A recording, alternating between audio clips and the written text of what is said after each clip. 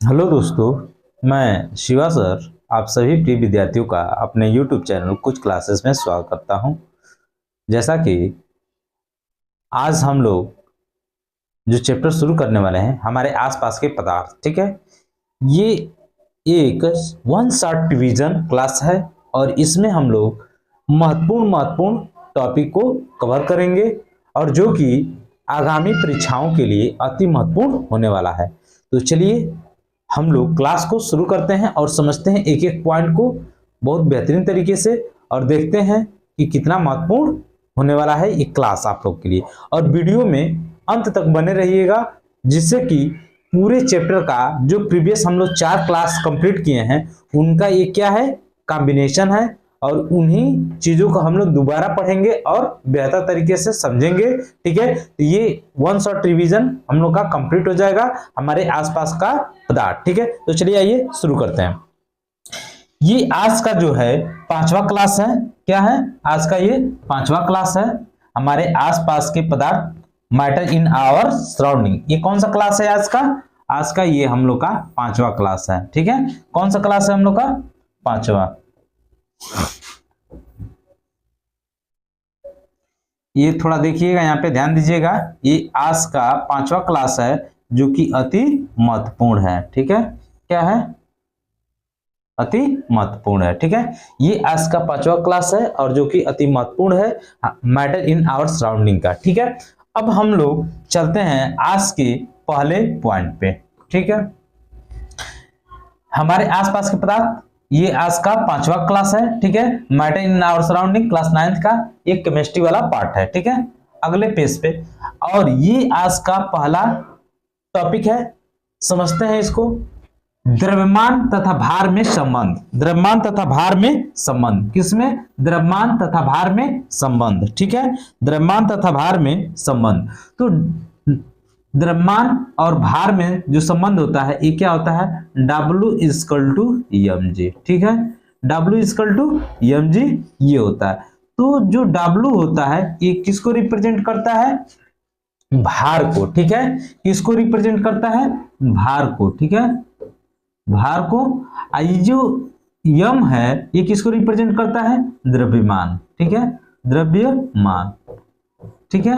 ये जो जी है ये गुरुत्वीय त्वरण होता है, गुरुत्वीय त्वरण होता है, त्वरण, ठीक है। तो ये द्रव्यमान तथा भार में क्या होता है? संबंध होता है, ठीक है।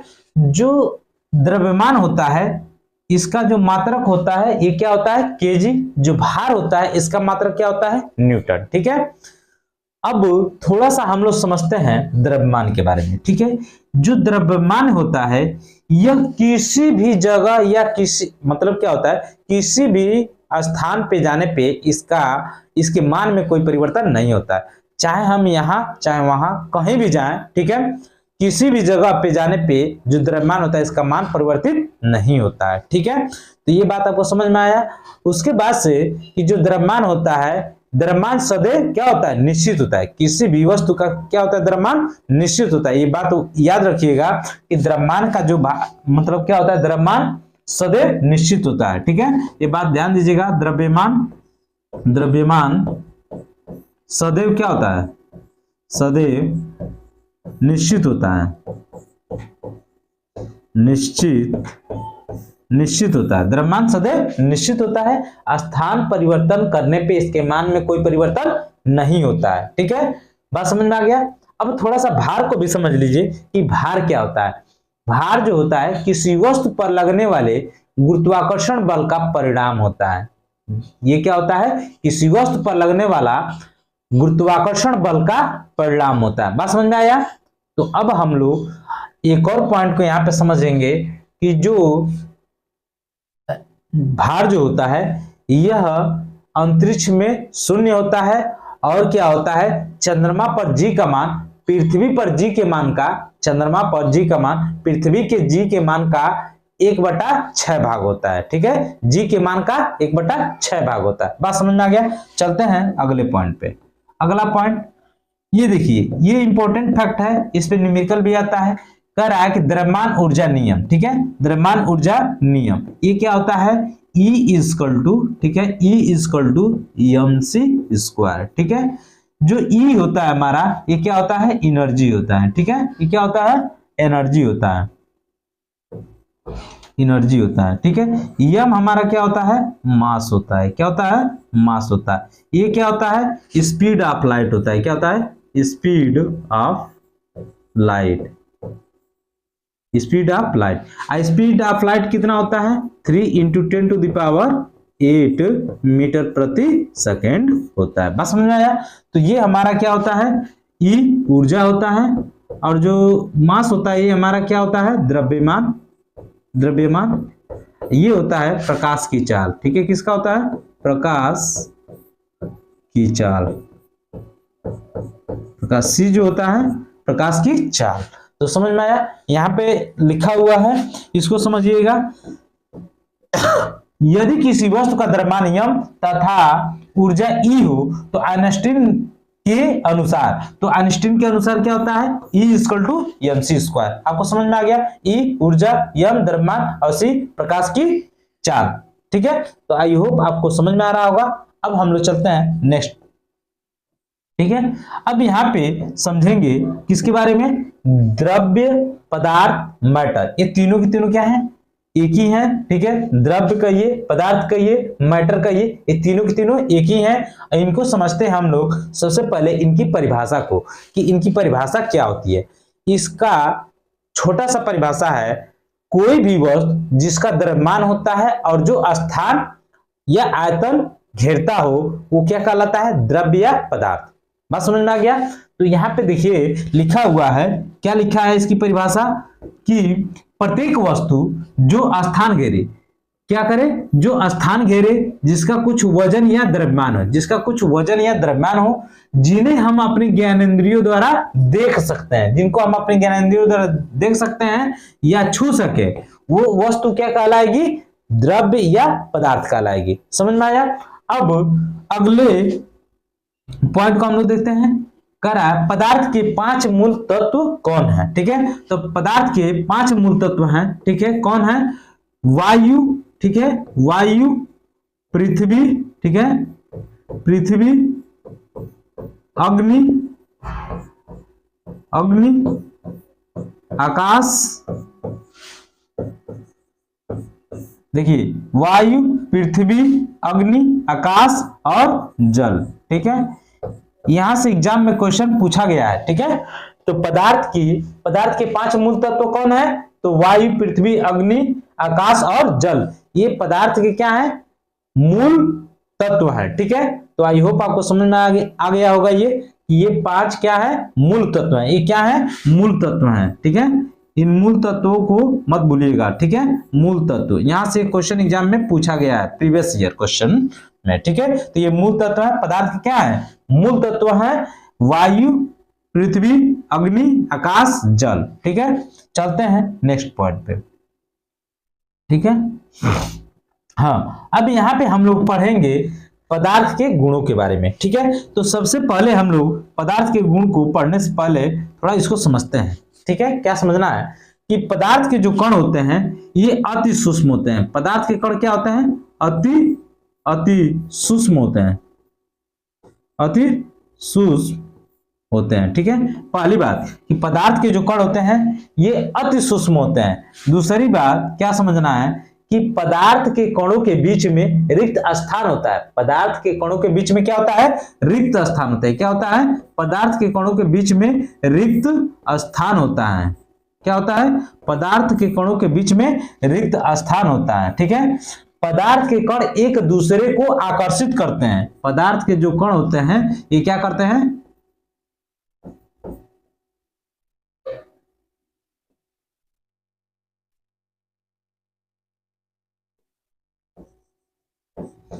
पदार्थ के कण एक दूसरे को क्या करते हैं, आकर्षित करते हैं, ठीक है। उसके बाद क्या होता है, यह इन बातों को समझिए, ये प्रीवियस ईयर में क्वेश्चन पूछा गया है, ये अति महत्वपूर्ण है। तो सबसे पहले पदार्थ के गुण को हम लोग क्या समझे, कि पदार्थ के कण क्या होते हैं, अति सूक्ष्म होते हैं। पदार्थ के कणों के बीच में क्या होता है, रिक्त स्थान होता है, ठीक है। पदार्थ के कणों के बीच में क्या होता है, रिक्त स्थान होता है। पदार्थ के कणों के पदार्थ के कण क्या होते हैं, एक दूसरे को आकर्षित करते हैं। पदार्थ के कण क्या होते हैं, एक दूसरे को आकर्षित करते हैं। और पदार्थ के कण जो होते हैं ये निरंतर गतिशील होते हैं। पदार्थ के कण क्या होते हैं, निरंतर गतिशील होते हैं। क्या होते हैं, निरंतर ठीक है, गतिशील होते हैं। गतिशील पदार्थ के कण क्या होते हैं, निरंतर गतिशील होते हैं। ये क्या है कि ये महत्वपूर्ण क्या है, पार्ट है पदार्थ के कणों के बीच में। एक बार इनको और हम लोग समझते हैं कि पदार्थ के गुण में क्या होगा। सबसे पहला जो गुण है पदार्थ का वो क्या होगा कि पदार्थ के कण बहुत छोटे होते हैं या अति सूक्ष्म होते हैं। पदार्थ के कण बहुत छोटे होते हैं या अति सूक्ष्म होते हैं। पदार्थ के कणों के बीच में रिक्त स्थान होता है, मतलब उनके बीच में क्या होता है, रिक्त स्थान होता है। पदार्थ के जो कण होते हैं ये एक दूसरे को क्या करते हैं, आकर्षित करते हैं। पदार्थ के कण एक दूसरे को क्या करते हैं, आकर्षित करते हैं। पदार्थ के कण एक दूसरे को क्या करते हैं, आकर्षित करते हैं। उसके बाद से क्या होता है कि पदार्थ के कण निरंतर गतिशील होते हैं। पदार्थ के कण क्या होते हैं, निरंतर गतिशील होते हैं। ठीक है, तो पदार्थ के कण क्या होते हैं, निरंतर गतिशील होते हैं और एक दूसरे को ये क्या करते हैं, आकर्षित करते हैं। ठीक है, तो आई होप आपको समझ में आया होगा। थोड़ा सा हम लोग देख लेते हैं यहाँ पे क्या लिखा हुआ है। यहाँ पे समझते हैं कि ये देखिए पदार्थ के छोटे छोटे कणों से मिलकर बना होता है। पदार्थ छोटे छोटे कणों से मिलकर बना होता है। पदार्थ के कण अति सूक्ष्म होते हैं। ठीक है, पदार्थ के कणों के मध्य क्या होता है, रिक्त स्थान होता है। ठीक है, इन बातों को समझिए। ठीक है, पदार्थ के कणों के बीच में क्या होता है, पदार्थ के कण अति सूक्ष्म होते हैं। ठीक है, अब पदार्थ के कण क्या होते हैं, छोटे छोटे होते हैं। पदार्थ के कण क्या होते हैं, छोटे छोटे होते हैं। ठीक है, छोटे छोटे कणों से मिलकर बने होते हैं और पदार्थ के कण क्या होते हैं, अति सूक्ष्म होते हैं। अब पदार्थ के मध्य रिक्त स्थान होता है। अब पदार्थ के कण क्या होते हैं, निरंतर गतिशील होते हैं। ठीक है, अब उसके बाद से क्या होता है, पदार्थ के कण एक दूसरे को क्या करते हैं, एक दूसरे को, ठीक है, एक दूसरे को आकर्षित करते हैं। पदार्थ के कण एक दूसरे को आकर्षित करते हैं। समझ में आया। और ये किसके कारण करते हैं, इस बल को भी याद रखिएगा, अंतर आणविक बल के कारण। किसके, अंतराणविक बल। अंतराणविक बल के कारण क्या होते हैं, ये एक दूसरे को आकर्षित करते हैं। अंतराणविक बल के कारण पदार्थ के कण एक दूसरे को आकर्षित करते हैं, अंतराणविक बल के कारण। ठीक है, तो आई होप आपको समझ में आ रहा होगा। चलते हैं हम लोग आगे। ठीक है, अगला पॉइंट समझिए। ठीक है, अब यहाँ पे हम लोग समझेंगे क्या, कि द्रव्य और पदार्थ का वर्गीकरण। द्रव्य और पदार्थ का वर्गीकरण। तो यहाँ पे समझते हैं कि जो पदार्थ हैं, ठीक है, पदार्थ या द्रव, ठीक है, पदार्थ या द्रव जो है इनके बारे में समझेंगे। पदार्थ द्रव्य या मैटर। ठीक है, मैटर। तो ये जो होता है इनको हम लोग दो भागों में डिवाइड किए हैं। ठीक है, तो ये क्या होता है, भौतिक, ठीक है, भौतिक, ठीक है, एक होता है क्या, रासायनिक। ठीक है, एक रासायनिक रूप से वर्गीकरण किया गया है, एक भौतिक रूप से। तो जो भौतिक रूप से वर्गीकरण किया गया है इसमें क्या है, ये 5 प्रकार से हैं। ठीक है, कितने प्रकार से, 5 प्रकार से, समझिएगा। सबसे पहले क्या है, ठोस है। ठीक है, ठोस, उसके बाद से द्रव, उसके बाद से गैस, उसके बाद से प्लाज्मा, उसके बाद से क्या है, बोस आइंस्टाइन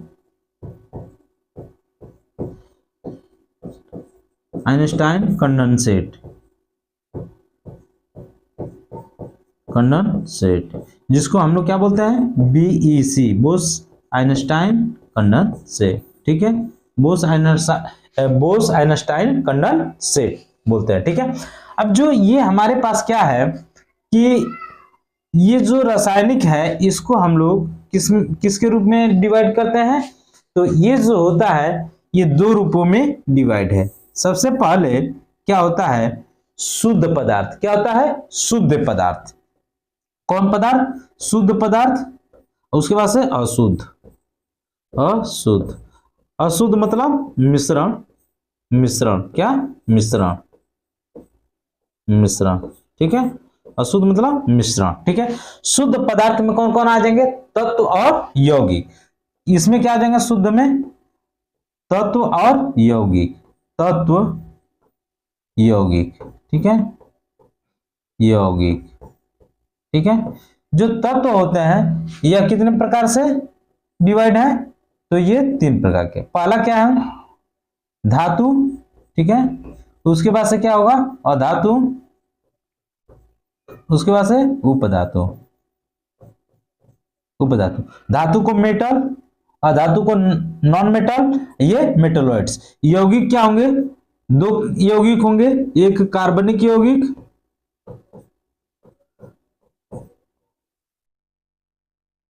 ठीक है, एक कार्बनिक, ठीक है, कार्बनिक यौगिक, एक अकार्बनिक।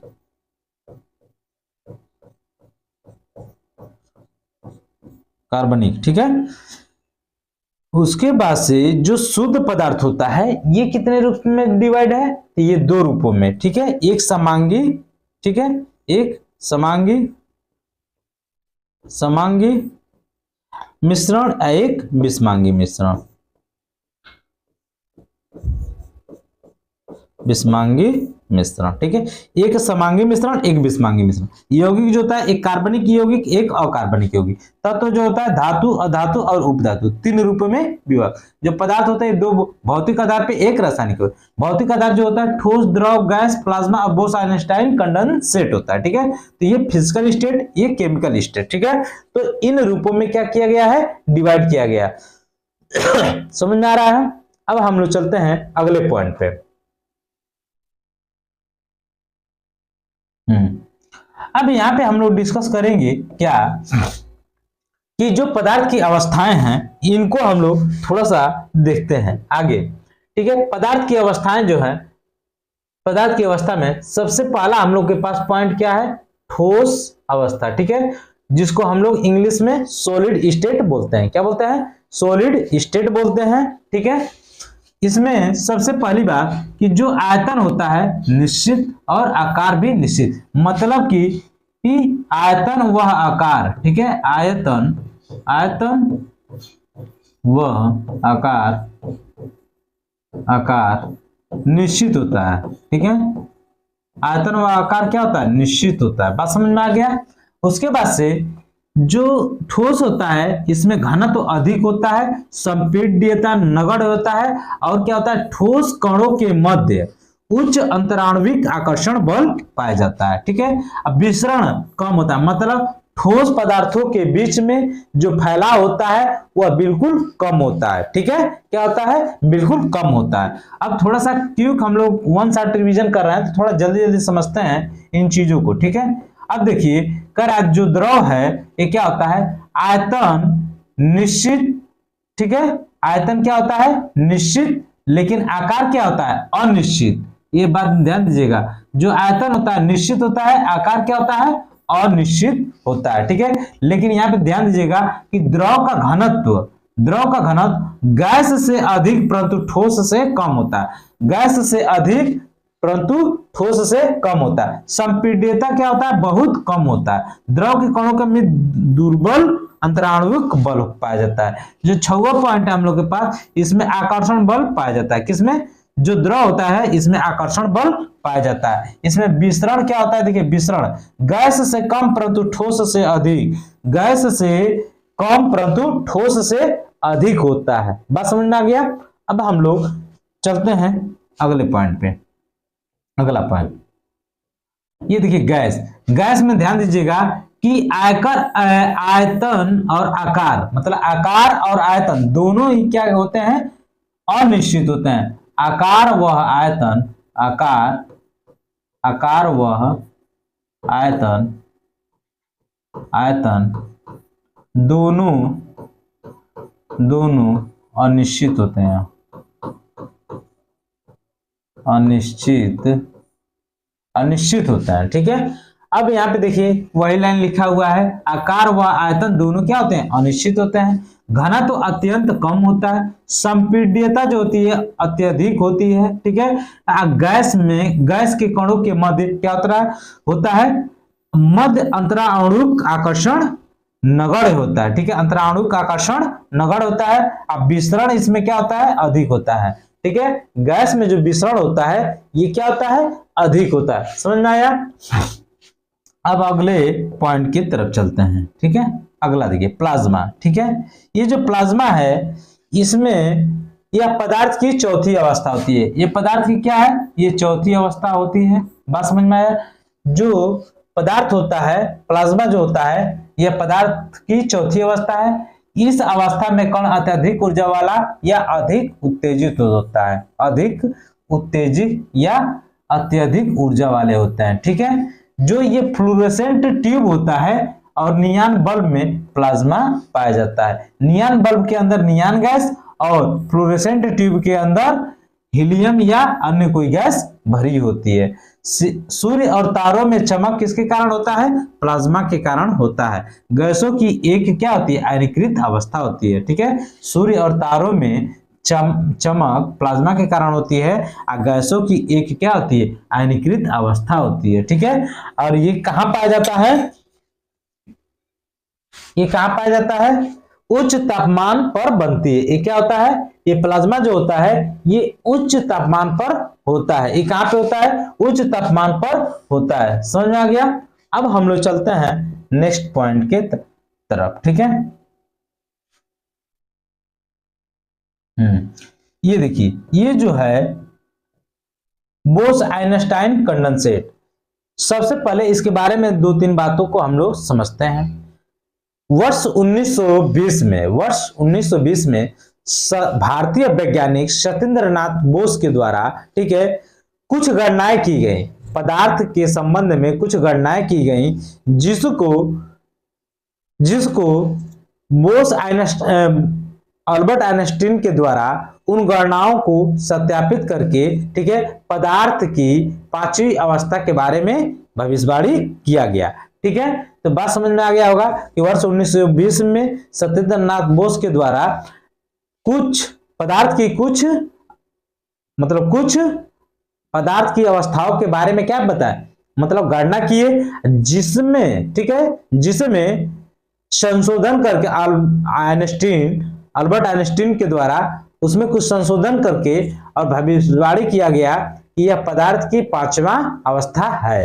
तो देखिए जो प्लाज्मा होता है ये उच्च तापमान पे कार्य करता है और जो बोस आइंस्टाइन कंडेंसेट होता है यह निम्न ताप पे काम करता है। तो इसको भी चलिए आइए हम लोग समझते हैं, ठीक है। यह पदार्थ की क्या है, पांचवी अवस्था है। अल्बर्ट आइंस्टीन ने पदार्थ की एक नई अवस्था की भविष्यवाणी की, लेकिन किसके आधार पे किया, सत्येंद्र नाथ बोस जो थे इन्होंने कुछ गणनाएं की, ठीक है, पदार्थ के बारे में, और उसी को ये समझबूझ के सत्यापित करके क्या किया, पांचवी अवस्था की भविष्यवाणी कर दी। उनके तथ्यों को समझने के बाद इन्होंने भविष्यवाणी किया पांचवी अवस्था के बारे में। अब देखिए ये जो सबसे नीचे जो लाइन लिखा है ये अति महत्वपूर्ण है। द्रव्य की वह अवस्था जो अत्यधिक निम्न ताप पर प्राप्त होती है। यही लाइन आपको नोट करना है। निम्न ताप पर क्या होती है, कार्य करती है, ठीक है, द्रव्य की। तो यहां से प्रश्न देखिए कैसे बनेगा, ठीक है। प्रश्न ऐसे बनेगा कि पदार्थ की वह कौन सी अवस्था है जो निम्न ताप पे कार्य करती है, ठीक है। तो निम्न ताप पे कौन कार्य करती है, बोस आइंस्टाइन कंडेंसेट पदार्थ की पांचवी अवस्था। पूछ सकता है आपसे पदार्थ की कौन सी अवस्था है जो उच्च ताप पे कार्य करती है, तो प्लाज्मा जो है उच्च ताप पर कार्य करती है। पूछ सकता है कि कौन ऐसा पदार्थ का गुण अवस्था है जो कि क्या करता है, जिसका ना तो आकार निश्चित होता है ना ही आयतन निश्चित होता है, ठीक है, जिसका मतलब कुछ भी फिक्स नहीं है, ठीक है। तो ये कौन होता है, प्लाज्मा, ठीक है, प्लाज्मा। और देखिए गैस में भी क्या होता है, न तो आकार निश्चित होता है और न ही आयतन निश्चित होता है, लेकिन इसमें कुछ प्लाज्मा में होता ही नहीं है, ठीक है। मतलब न तो आकार होता है न ही आयतन होता है, ये क्या होता है, एकदम खाली खाली रहता है। बात समझ में आ गया। अब हम लोग चलते हैं अगले पॉइंट की तरफ, ठीक है। अगला जो पॉइंट है ये थोड़ा समझिएगा कि पदार्थ की अवस्था परिवर्तन, ठीक है। तो पदार्थ की अवस्था का परिवर्तन को हम लोग एक एक करके थोड़ा सा समझते हैं, ठीक है। तो सबसे पहले हम लोग यहाँ पे समझेंगे, यहाँ पे एक डब्बा ले लेते हैं, यहाँ पे एक डब्बा ले लेते हैं, ठीक है। यहाँ पे एक डब्बा ले लेते हैं, ठीक है। इन डब्बों का बहुत महत्व है, ठीक है। ये जो पहला डब्बा है, इस पहले डब्बे में हम लोग ठोस लिख लेते हैं, ठीक है। इसको अगर समझना है, इस डायग्राम को अपने दिमाग में रख लेंगे तो एक भी प्रश्न इससे बाहर नहीं जाएगा, अब बिल्कुल भी आपका गलत नहीं होगा। तो ठोस द्रव, ठीक है, ठोस द्रव, और यहाँ पे लिखिए गैस, ठोस द्रव और गैस। तो सबसे पहले हम लोग यहां से स्टार्ट करते हैं, ठोस से कहां गए, द्रव में, द्रव से कहां गए, गैस में, ठीक। गैस से हम लोग कहां गए, गैस से हम लोग गए, गैस से हम लोग गए कहां पे, ठोस में, ठीक है। अब देखिए ये डायग्राम इस तरह से बनाइए और उसके बाद मैं अभी इसमें कैसे क्या परिवर्तन हो रहा है उसको समझाता हूं, ठीक है। अब देखिए द्रव से हम लोग गए ठोस में, ठीक है। ठोस से हम लोग गए किस में, ठोस से हम लोग किस में जा रहे हैं, द्रव में। ठोस से हम लोग कहां गए, गैस में। अब गैस से हम लोग कहां आ गए, फिर द्रव में। तो देखिए ये जो लाइन मैं लिखा हूं इसको समझते हैं हम लोग बारीकी से, ठीक है। बारीकी से समझने का तात्पर्य ये है कि देखिए जब ठोस से हम लोग द्रव में जाएंगे तो ये होगा गलन, क्या होगा, गलन, ठीक है। गलन को एक और नाम से जानते हैं संगलन, क्या जानते हैं, संगलन, ठीक है। इसी को इंग्लिश में हम लोग मेल्टिंग बोलते हैं, क्या बोलते हैं, मेल्टिंग, ठीक है, मेल्टिंग। या इसी को हम लोग क्या बोलते हैं, फ्यूजन बोलते हैं, क्या बोलते हैं, फ्यूजन भी बोलते हैं, ठीक है। अब देखिए जब इधर चलना है तो द्रव से गैस में, तो ये क्या हो जाएगा, वाष्पन, क्या हो जाएगा, वाष्पन, ठीक है। या इसको हम लोग कहेंगे क्वथन, क्या कहेंगे, क्वथन, ठीक है। इसी को इंग्लिश में हम लोग क्या बोलते हैं, क्या बोलते हैं इसको, इसको हम लोग बोलते हैं बॉइलिंग या वेपोरेशन, ठीक है। क्या बोलते हैं, बॉइलिंग या वेपोरेशन।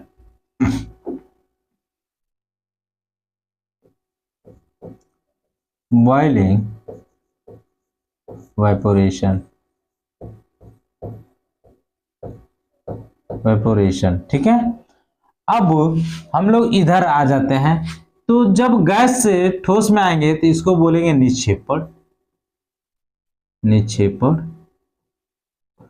या इसको बोलेंगे दृढ़ीकरण, ठीक है। इसको इंग्लिश में डिपोजिशन बोलते हैं, डिपोजिशन, या इसको डिसब्लिमेशन भी बोला जाता है। इसको क्या बोला जाता है, डिसब्लिमेशन,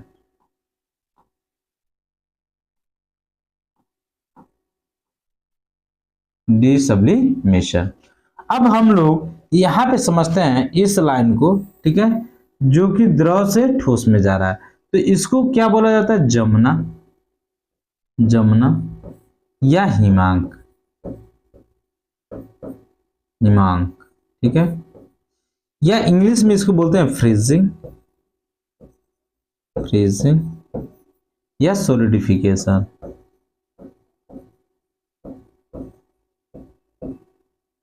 सॉलिडिफिकेशन, ठीक है। अब यहां पे हम लोग जब आते हैं, ठोस से डायरेक्ट गैस में परिवर्तित होगा तो इसको बोला जाता है ऊर्ध्वपातन, ऊर्ध्वपातन।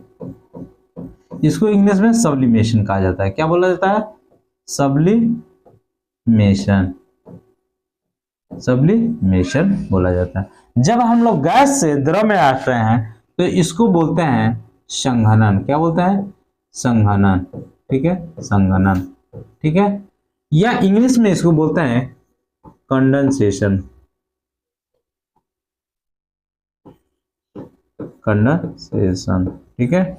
या इसको इंग्लिश में हम लोग बोलते हैं लिक्विफिकेशन, क्या बोलते हैं, लिक्विफिकेशन,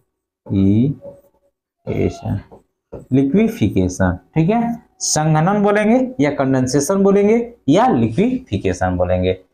तो ये आपको समझ में आ गया। अब इसको हम लोग 2 मिनट में समझ लेते हैं। कैसे समझेंगे?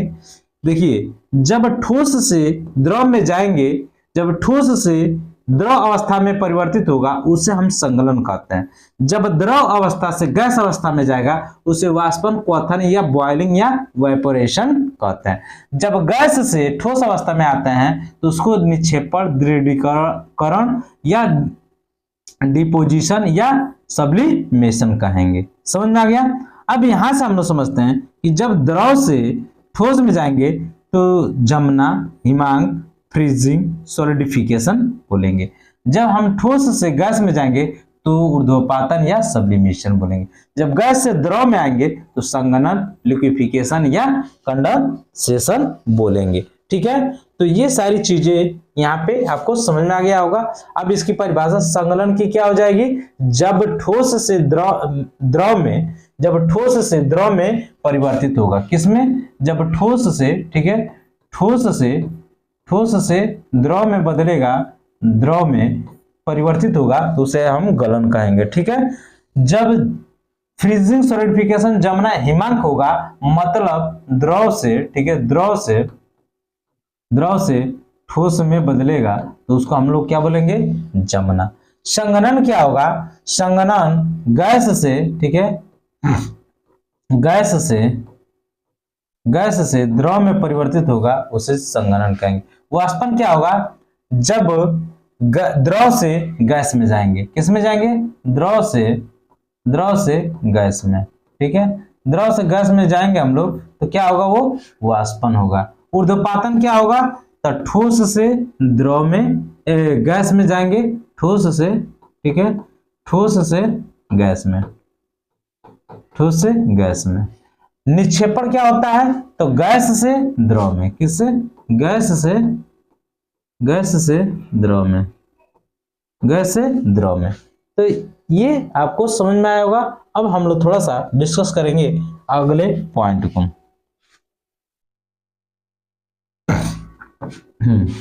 ये देखिए, ये थोड़ा सा यहाँ पे हम लोग समझते हैं वाष्पीकरण को। ठीक है, वाष्पीकरण होता क्या है? ठीक है, तो सबसे पहले कि जो वाष्पीकरण होता है यह द्रव के सतह पे होता है।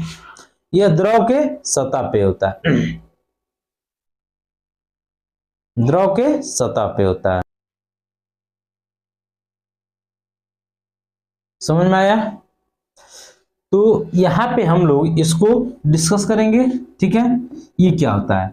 वाष्पीकरण, इवेपोरेशन। तो ये क्या होता है? क्वथन से नीचे किसी भी ताप पर द्रव की सतह से द्रव के कणों के क्या होगा? वाष्पीकरण। ये वाष्पीकरण में परिवर्तन की क्रिया क्या कहलाती है? वाष्पीकरण कहलाती है। क्या कहलाती है? वाष्पीकरण कहलाती है। ठीक है, तो ये देखिए कहलाती है। ठीक है, या दूसरे तरीके से आप इसको समझिए तो क्या होता है? द्रव की खुली सतह से, ठीक, सभी ताप पर, ठीक है, कोई भी ताप हो, कोई भी टेम्परेचर हो, हर टेम्परेचर पे वाष्प में बदला जा सकता है। ठीक है, द्रव का वाष्प में बदलना क्या कहलाता है? वाष्पीकरण कहलाता है। ठीक है, वाष्पीकरण कहलाता है, वाष्पीकरण कहलाता है। समझ में आया? तो द्रव की खुली सतह से सभी ताप पर धीरे धीरे द्रव का वाष्प में बदलना क्या कहलाता है? वाष्पीकरण कहलाता है। समझ में आया? अब थोड़ा सा हम लोग आगे चलते हैं। वाष्पीकरण का देखिए प्रभाव। ठीक है, वाष्पीकरण का प्रभाव, जैसे गीली चादर का धूप में जल्दी सूखना, वाष्पीकरण की वजह से ऐसा होता है। वाष्पीकरण से क्या होता है? गीली चादर का धूप में जल्दी सूखना क्या होता है? वाष्पीकरण की वजह से होता है। देखिए क्या होता है, दूसरा जो एग्जांपल है, पानी से भरे घड़े में। ठीक है, पानी से भरे घड़े में जब गर्मी का समय आता है तो हम लोग घड़े में क्या करते हैं? पानी भरते हैं। वह क्या होता है कि पानी जो होता है सतह की बाहर चला आता है। ठीक है, तो यह किसके कारण होता है? वाष्पीकरण की वजह से होता है। दूसरा क्या है? तीसरा जो पॉइंट है ये है, स्पिरिट को हथेली पर रखने पर ठंडा महसूस होता है। स्पिरिट को जब हम हथेली पर रखते हैं, हाथ पे अपने रखते हैं, तो हमें जहां रखते हैं वहां पे कैसा महसूस होता है? ठंडा महसूस होता है। ठीक है, तो ये वाष्पीकरण की वजह से होता है। तो ये कुछ वाष्पीकरण का प्रभाव से रिलेटेड एग्जाम्पल थे। अब हम लोग थोड़ा सा चलते हैं आगे। ठीक है, ये देखिए यहाँ पे डिफरेंस दिया हुआ है। ठीक है, difference between evaporation and boiling. ठीक है, मतलब वाष्पीकरण व क्वथन में क्या है, वाष्पीकरण वह, ठीक है, किसमें, क्वथन। तो सबसे पहला हम लोग जो डिफरेंस लिखेंगे वो क्या लिखेंगे, अभी पीछे पढ़े हैं कि द्रव से रिलेटेड। ठीक है, तो जो वाष्पीकरण होता है यह केवल द्रव की सतह पर होता है। ये कहां पे होता है, यह केवल द्रव की सतह पे होता है, द्रव की सतह पे होता है। ठीक है, दूसरा बात ये समझिए कि जो वाष्पन की क्रिया प्रत्येक ताप होती है। जो वाष्पीकरण होता है इसमें वाष्पन की जो क्रिया होती है, वाष्पन की क्रिया किस पे होती है, प्रत्येक ताप पे होती है। किस पे होती है,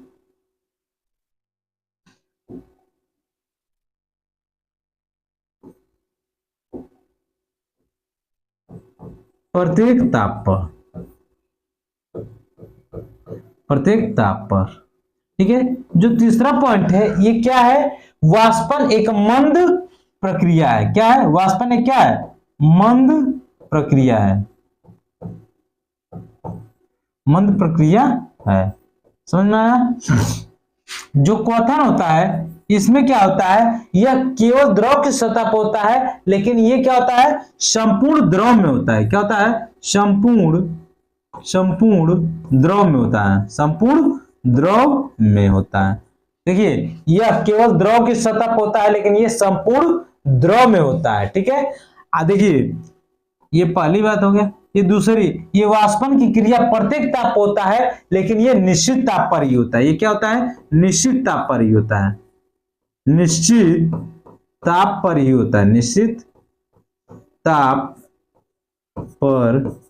ही होता है।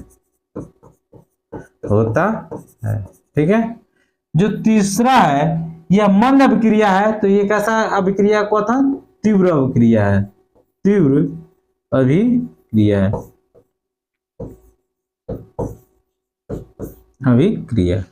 यह कैसी अभिक्रिया है, क्वथन एक तीव्र अभिक्रिया है। समझ आ रहा है। अब हम लोग नेक्स्ट पॉइंट पे चर्चा करेंगे।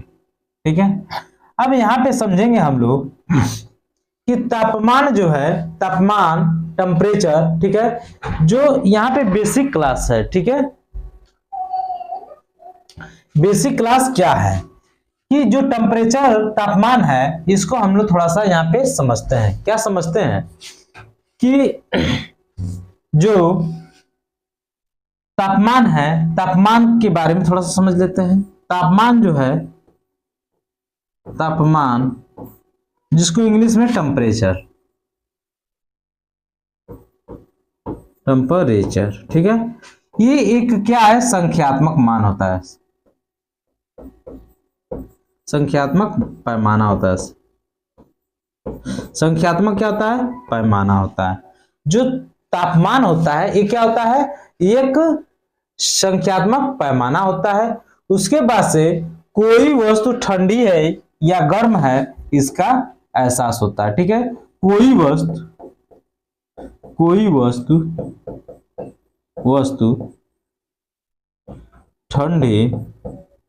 ठंडी है या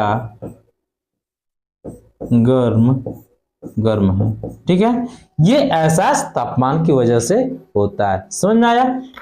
अब यहाँ पे हम लोग कुछ निम्न तापमान और उच्च तापमान को समझेंगे। ठीक है, जो कि मापन में, जैसे जो तापमान हम लोग मेजर करते हैं उसमें डिग्री सेल्सियस, फारेनहाइट, केल्विन, रोमर्स, ठीक है, इन सभी तापमानों को समझेंगे। ठीक है, कि किसमें कितना निम्न बिंदु होता है और किसका कितना उच्च बिंदु होता है। तो आइए इसको हम लोग समझते हैं। ठीक है। यहाँ पे ठीक है। देखिए जो निम्न बिंदु होता है, ठीक है, इसको समझते हैं। निम्न बिंदु, निम्न बिंदु, यहां पे लिखते हैं उच्च बिंदु, उच्च बिंदु। देखिए निम्न बिंदु में सबसे पहले हम लोग डिग्री सेल्सियस, डिग्री फारेनहाइट, ठीक है, उसके बाद से केल्विन, उसके बाद से रोमर, ठीक है, ये समझेंगे। तो यहाँ पे निम्न बिंदु 0 डिग्री सेल्सियस, ये 32 डिग्री फारेनहाइट, ये 273 केल्विन, ये 0 डिग्री रोमर। जो उच्च बिंदु इसका होगा, ठीक है, ये क्या होगा 100 डिग्री सेल्सियस, 100 डिग्री सेल्सियस, ये क्या होगा 212 degree Celsius, 212 degree Fahrenheit, degree Celsius नहीं फारेनहाइट, ये होगा 373 केल्विन, ये होगा 80 डिग्री रोमर, ठीक है। अब यहां से ये उच्च बिंदु और निम्न बिंदु को हम लोग समझ गए। अब इसके बीच में जो कितने भाग हैं इनको समझते हैं। अब यहीं से हम लोग इसके बेसिक फार्मूले को समझते हैं, जो कि एग्जाम में क्या होता है, यहां से न्यूमेरिकल भी देखने को मिलता है। तो बेसिक फार्मूले को हम लोग समझ लेते हैं कि क्या होता है। यहां पे समझते हैं कि डिग्री सेल्सियस में निम्न बिंदु और उच्च बिंदु के बीच में कितने भाग होते हैं, तो 100 भाग के बराबर होता है। कितने भाग, 100 भाग, ठीक है। अब देखते हैं इन फारेनहाइट में कितना डिग्री के बराबर होता है। तो इसको जब हम लोग देखेंगे, ये 0, ठीक है, ये 8, ये 1, 180 भाग होगा। इसमें कितने भाग होंगे, 100 भाग होंगे, ठीक है, 100 भाग। इसके बीच में कितना होगा, रोमर के बीच में 80 भाग के बराबर होगा। देखिए अब यहां पे जो पॉइंट लिखा हुआ है, डिग्री सेल्सियस के बीच में 100 बराबर 100 भाग है, तो इसका प्रत्येक भाग जो होगा 1 डिग्री सेल्सियस को निरूपित करेगा। जो फारेनहाइट डिग्री सेल्सियस है, इसका प्रत्येक भाग 1 डिग्री फारेनहाइट को डिनोट करेगा। ये क्या होगा, 1 केल्विन को निरूपित करेगा। ये जो है 1 डिग्री रोमर को निरूपित करेगा। ये समझ में आ गया। तो अब हम लोग थोड़ा सा आगे बढ़ते हैं इसके फार्मूले के तरफ, ठीक है, इसके फार्मूले की तरफ बढ़ते हैं, ठीक है। तो यहाँ पे फार्मूला हम लोग कैसे इसका बनाएंगे, ये देखिए। सबसे पहले ये डिग्री सेल्सियस लिखेंगे, तो डिग्री सेल्सियस माइनस ये निम्न बिंदु मतलब 0 डिग्री, ठीक है, इस तरह से। अब फिर बट्टा में जितना भाग है उतना भाग लिख देंगे। फिर उसके बाद से हम लोग पहले डिग्री फारेनहाइट लिखेंगे, फिर उसका निम्न बिंदु लिखेंगे, ठीक, उसके बाद से बट्टा इसके बीच का भाग लिख देंगे, ठीक है।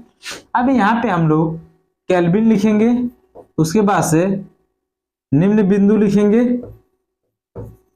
उसके बाद से यहाँ पे क्या लिखेंगे, इसके बीच का भाग, तो कितना भाग, 100 भाग।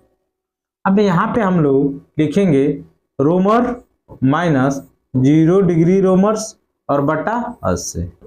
अब देखिए यहाँ से हम लोग 20 से इन सभी को क्या करेंगे, काट देंगे, तो ये 5 हो जाएगा, ये क्या हो जाएगा 9 हो जाएगा, ये क्या हो जाएगा 5 हो जाएगा, ये 4 हो जाएगा। बस समझ में आया। अब यहाँ पे जो सूत्र निकल के आएगा, डिग्री सेल्सियस बटा 5 बराबर डिग्री फारेनहाइट माइनस 32, ठीक।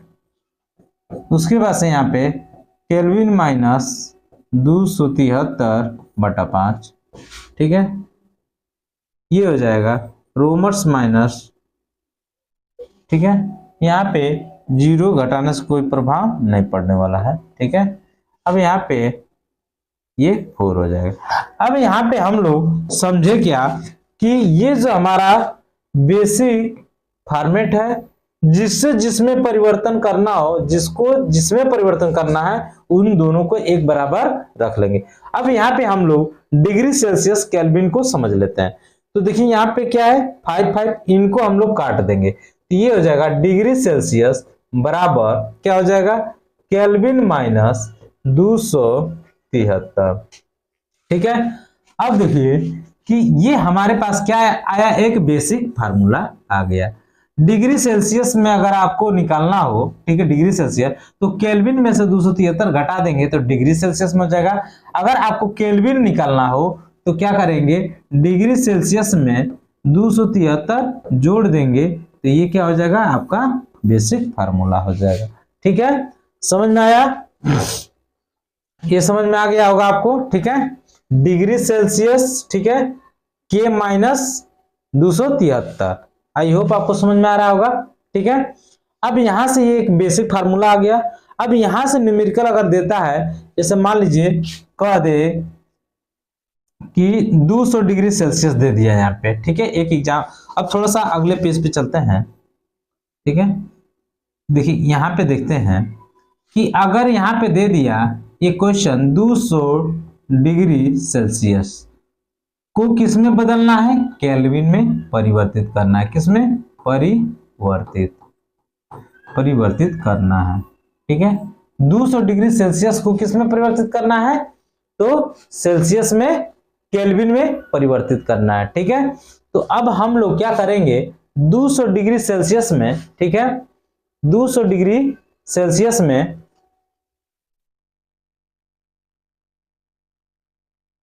केल्विन हम लोग को निकालना है, तो क्या करेंगे, इसमें 273 ऐड कर देंगे, मतलब kelvin equal two degree Celsius plus 273। ठीक है, ये काम करेंगे तो ये हो जाएगा 200 प्लस 273, ये हो जाएगा 473 केल्विन। ठीक है, 473 केल्विन। ठीक है, कितना आ जाएगा, 473 केल्विन।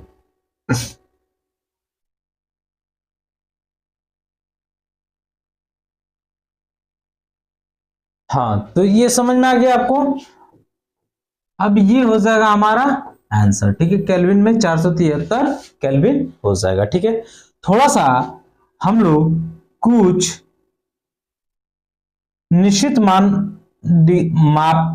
तापमान को समझते हैं, जैसे कि 25 डिग्री सेल्सियस। ठीक है, क्या 25 डिग्री जो सेल्सियस होता है, 25 डिग्री सेल्सियस, ये किसको निरूपित करता है, 0 डिग्री जो सेल्सियस होता है ये किसको निरूपित करता है।